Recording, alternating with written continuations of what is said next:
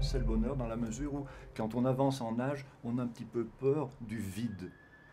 Pas trop peu d'activité. Tandis que là, ce n'est jamais le vide, jamais. Si on a un petit coup de blues, on va du côté du clubhouse, on rencontre toujours quelqu'un, on peut partager avec les personnes rencontrées. Si on est fatigué, ben, on dit allez hop, je ferme ma porte et puis voilà, tu me fiches la paix, puis c'est tout. Hein. Ouais. On a l'impression d'avoir toujours un objectif, voilà. Ouais, Un objectif festif qui plus est. À un moment donné, il fallait que je prenne une décision. Alors la décision, c'était où d'aller habiter quelque part dans Marseille. J'ai horreur de la ville.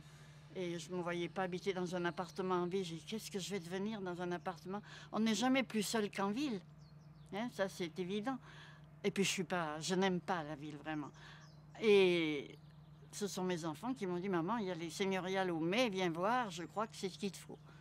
Voilà, ça s'est décidé comme ça. Je suis venue, j'ai vu la maison, j'ai dit banco, ça ira.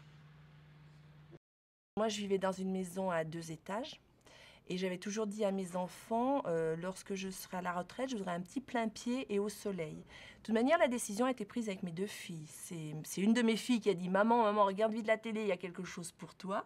Donc c'est vrai que j'ai regardé, après je suis rentrée dans la demande d'information. Et je voulais vraiment ce style de maison, moi, au soleil, mais je ne serais jamais venue dans un village toute seule, parce que c'est dur quand même, toute seule. On arrive, on pose ses bagages, ses meubles, et après, il faut faire la vie sociale. Alors que là, c'était super.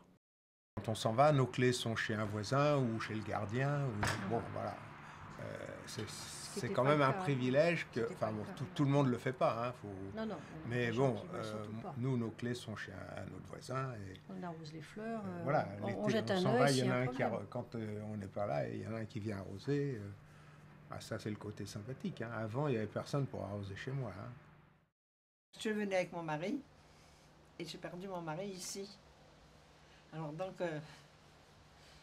il y a beaucoup de changements qui se sont faits, quoi.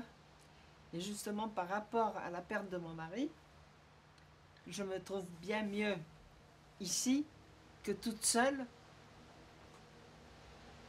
où j'étais avant. On va aux boîtes aux lettres, par exemple, le matin, chercher le courrier, on ne sait jamais quand est-ce qu'on va rentrer. Parce qu'il y en a une qui va vous inviter à l'apéro, l'autre qui dit « Ah ben dis donc, qu'est-ce que tu manges à midi ?»« Ben je sais pas encore. »« Eh ben viens, on mange ensemble, voilà. Ce soir, je vais manger chez une amie. » Quand on a un problème de panne, bon, il y a toujours un charmant homme qui vient nous dépanner. Hein, un coup de fil et puis ça y est, il y a quelqu'un qui arrive. Et puis c'est quand même agréable que quand on est dans une maison, dans un quartier seul, eh ben, on ne va pas aller taper chez le voisin ni téléphoner parce qu'on ne se connaît pas bien. Alors que là, cette vie en commun tout le temps, ça nous apporte une espèce de chaleur. Hein, voilà.